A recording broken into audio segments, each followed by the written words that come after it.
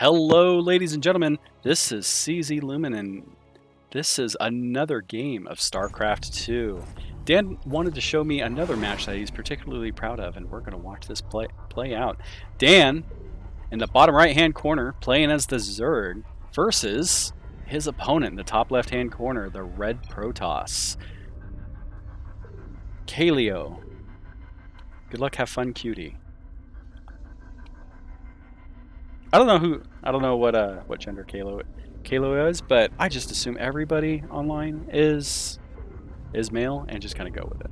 So we're gonna find out here. Well, we're not gonna find out anything about that nature. What we are gonna find out is who wins this. I'm guessing Dan. Dan wanted to show me this. Oh, does he do the triple? Oh, I think he did the triple. I can't go back. I don't have control of the rewind, but he has a triple technique where. Yeah, he looks like he did it successfully this time because he has 17 out of 14 drones, which, again, so before he sat down two extractors plus an evolution chamber, queued up 3 more drones, and then canceled them, and that gives Zerg. Zerg is the only race that's able to do something like this. So that cancellation lets you basically go above the population count, which is pretty cool. And the only reason why this happens is because it takes a drone in order to create a building. And yeah, that's just a little workaround. StarCraft, I think that was also a thing in StarCraft 1 as well. But we see it here and there in various strategies. Costs minerals, but you do it right, and it can give you a pretty decent little leap forward. Protoss building up a wall in the natural. This map really supports this kind of wall in for the natural and essentially giving you a very tanky position to turtle in basically your base plus the extended base. So this is pretty good setup for Terrans and Protoss to be able to wall this off and really secure themselves. Dan, however, he has a spawning pool. Doesn't look like he is researching Speedlings. Both sides are droning up. Protoss is ahead of the worker count, 22 to 20, now evened out 22 to 22. And again, you see, so Zerg has to constantly spend drones in order to set this up. Unlike last game, Dan decides to go Zerg Bangling. Okay, here he is. He's researching I can't remember the name of it. It's escaping my mind right now. I'm just going to call it the Speedling upgrade. So he's going to have Speedlings with Banelings. I'm guessing he gets something done. Probably blow down this wall. I don't know. Take your guess right now. This is not a good wall off for Protoss. Here we go. Full roll off? Okay, here we go. There should be. If you do it right, Protoss is going to have just like this little gap right here, and I can't really show you. Hey, little buddy. Oh, the Adepts are female, I believe. So, hey girl, or dudette. Hey dudette. So that looks like just enough to squeeze through. Adepts are they have bonus attack damage towards lightly armored targets. So, and lightly armored drones, Zerglings, a few other units on the Zerg side are considered light units. Marines, I believe, qualify into that as well. So Adepts are really good at basically countering those lighter units, as well as workers. Workers also count as light, I believe. I have to look that up. It's been a while. Double gas for Protoss, not taking quad gas. Zerg is also on double gas. Gonna need it with pumping out Zerglings and Banelings. Only two queens. Okay, so he's properly saturating. What you're seeing here, if you're new to StarCraft, is queens basically vomit onto the hatcheries, which increase the larvae production. And Zerg produce all of their units through this larvae system. And then those larvae can turn into drones or anything else, such as Zerglings, and that is how they do. Terran and Protoss have their own little methods of production. Protoss requiring pylons in order to build up, pylons also acting as a supply. Not a very active game. This is a very kind of a somber game. Both sides, I'm just enjoying the view here. I was just kind of curious. Both sides are just really relaxing, building up. Both economies are doing pretty well. 36 to 35 worker count. Looks like they're both mining and harvesting at about the same rate. Protoss deciding to have a larger army.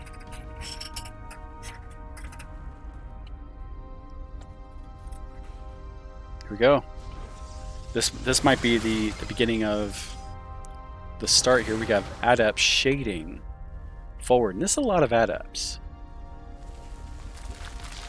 Zerglings turning into their little roly-poly cousins, the Banglings.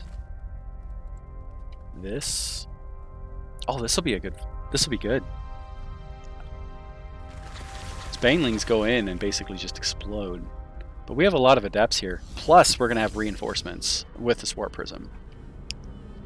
So this... And I believe Dan wins this. Third base coming up for the Zerg. Third base already up. Oh, no. Coming up for the Protoss as well. We have just a very simple brawl at the front gates of the Zerg base. Adepts shading forward. Getting surrounded, potentially, and then running away. This is one of the cool things that Protoss is capable of doing, is having that shading effect. Dan, unaware of where exactly those forces left, trying to scout out. Look at him. Look at those wings. It's wild to watch. The Adepts going back to the main base, not blocking off. You normally want to have something there to block that off. A Stalker, some sort of heavy-duty unit. I'm actually curious as to why I've never seen a Protoss build this many Adepts before. I now wonder, did he scout?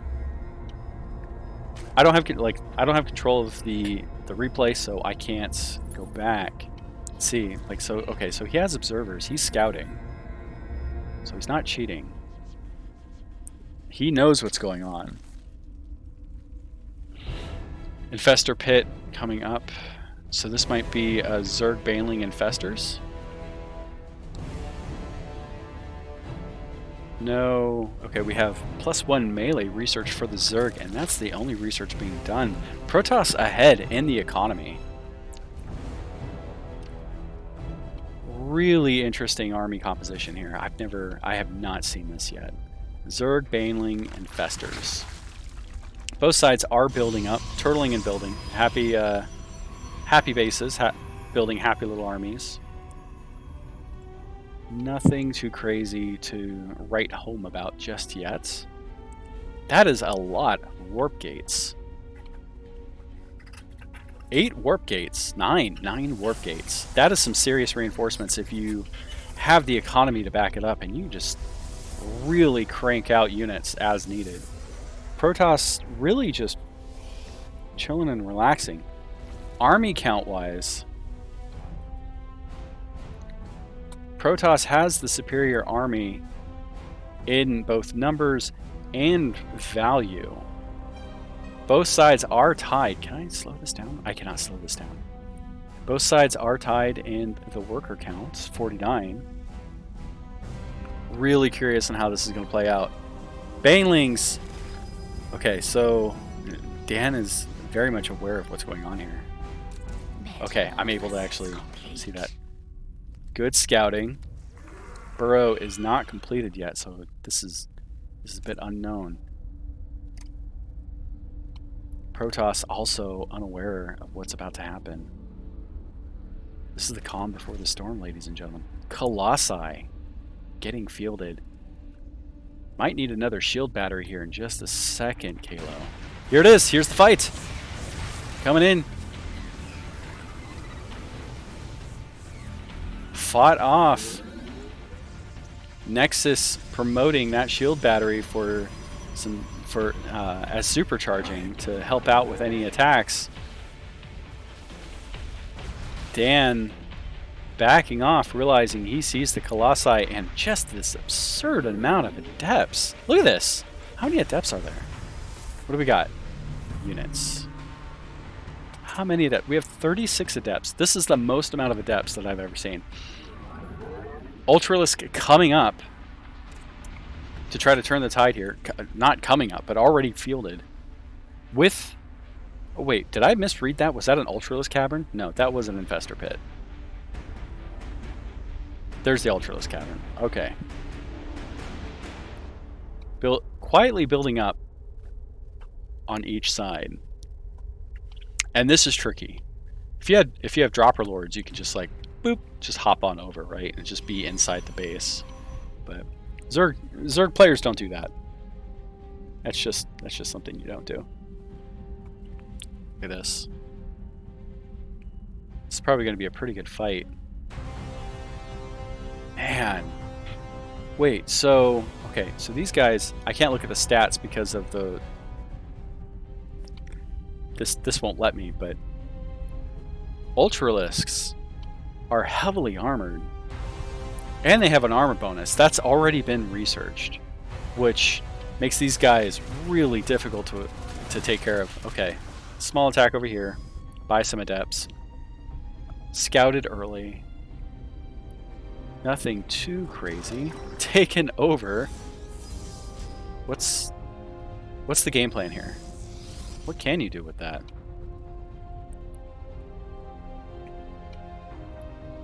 Yeah, there's not really a whole lot you can do. You can't warp in anything because you don't have any warp gates. How unfortunate. Warp Prism, like, really doesn't do any good. Oh, here we go. We have a fight run by with the Zerglings, and wow, they just get annihilated.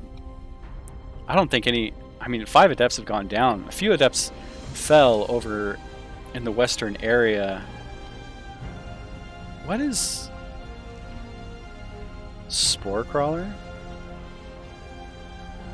Is he just gonna leave his prism there? Buddy! Dan! Or not Dan, Kalo. Kalo, you're... Get your... Oh, that's... Oh, that's cruel. That is one way... That is... Just... Oh, that's... That was so much effort to take down a Warp Prism. Oh, man. Oh, that was... Okay, we got Stalker Adept mix with the Colossi. Ultralisk running around, getting tickled. I mean, he's at half health, but that was because, like, that was taking on the entire might of this for a second. This is the golden ball of the Protoss right here. Ultralisk goes down with only a couple swipes. Army value-wise, Protoss is ahead, doubling the Zerg, 144 to 76. I don't know what Dan has planned here, but this... Okay, wow, Protoss have +2 armor, +2 melee, versus Zerg's +2 melee. What's going on? We got Spires coming up. Or we have 2 Spires. So we have double research production going on, I'm sure. So I'm guessing, if I'm gonna make a guess of what's happened, Dan is going to attack with these forces. They're going to die, and he's going to completely transition into a Mutalisk force. And because Protoss has nothing to answer with that, both sides have so much money in the bank. Look at this. Protoss having almost 3,000 minerals. Zerg having 8,000, like just full on new army. Look at this. Zerg can has almost twice, can replace this army twice. The army that they're fielding, like twice. Protoss on the other end can't. If they lose their entire forces, they are coming back at half strength, depending on what they have. Look at this. Look at this doubling down on the Zerg. And this is okay. Now watch this. Protoss base did go down. A very quiet game. Here we go. Should make short work of this. Do these Zerglings have... Nope. Called on the Protoss forces on... and...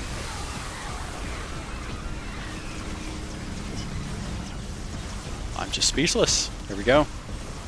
Those Adepts made quick work of the Zerglings, even though a lot of Adepts went down from the Banglings. So this is... Dan is now has his back into a corner. Okay, does he switch to Mutalisk or something? That's my best guess. I've seen that before. I think there was a game a long time ago, I think it was Cyril, that he fought really hard with one kind of unit in order to get his opponent to build a hard counter. And then he lost his whole army, totally swapped it out for the counter of those forces, and didn't even, like, it just rolled with him. Like, the moment the opponent saw what was happening, he tapped out. So it was a pretty good game. There's a lot of fighting in between, or during the game. Man, look at all these. Come on, you guys, you're sleeping on the job. I mean, look at all these drones, just not doing anything, just chilling. Move over here, guys. Get to work. What is this? Colossi attacking one of the Zerg bases. Wasn't a very productive base anyway, so. But that's fine. We have a Corruptor that is being fielded. Not like, unless that Corruptor is going to turn into a Broodlord soon. Corruptor's air units can actually attack Colossus, which is kind of an unusual thing. I think it's interesting, right? Like, they're so tall. Their advantage is that Colossi can actually, like, walk over terrain. So, in order to compensate for that, they can be attacked by air units. But Colossi cannot attack air units. Can you imagine if Colossi were able to attack not just the ground, but also use their lasers to attack air units as well? I think that'd be fair. Just like a larger stalker is what they would be. Which, oh, that'd be... I've never seen this kind of force composition before. This many Adepts. I've never seen this many Adepts.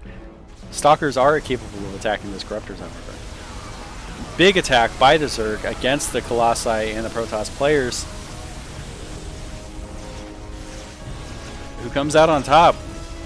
2 Ultralists versus 2 Colossi. Colossi are typically better suited against lightly armored foes, but that's it? Well, he couldn't replace his forces. All right. Not good game. Huh.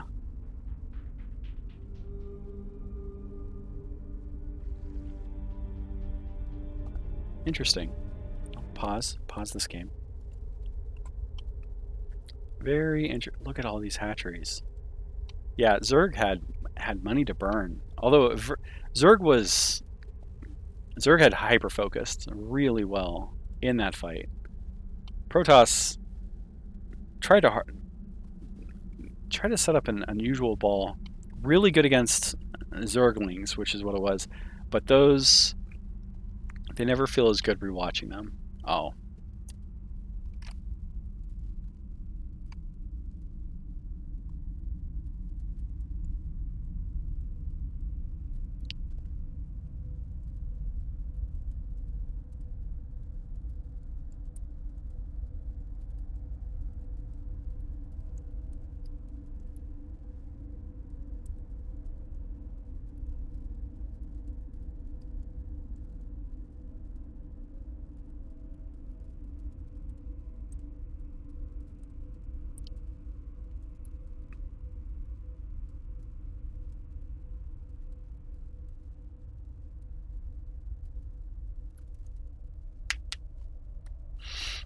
Always see only flaws. So if you're watching your replays is a really good way to figure out what your flaws are. And yeah, Dan, in this matchup, like like I said, I've seen people create a hyper-focused army, which I thought you were going to go for, as you're going to hear if you listen to this, where you build just nothing but Zerglings, and then the enemy's going to think, oh, they're building only Zerglings, so I'm going to build things that counter the Zerglings.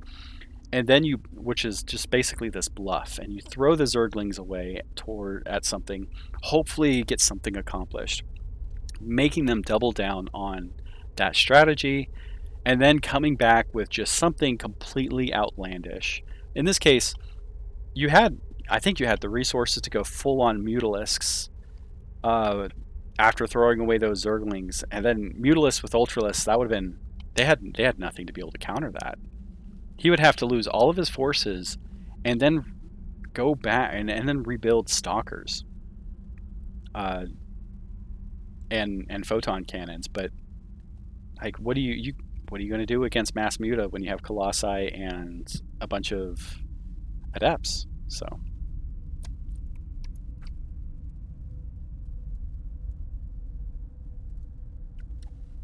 all right, and GG.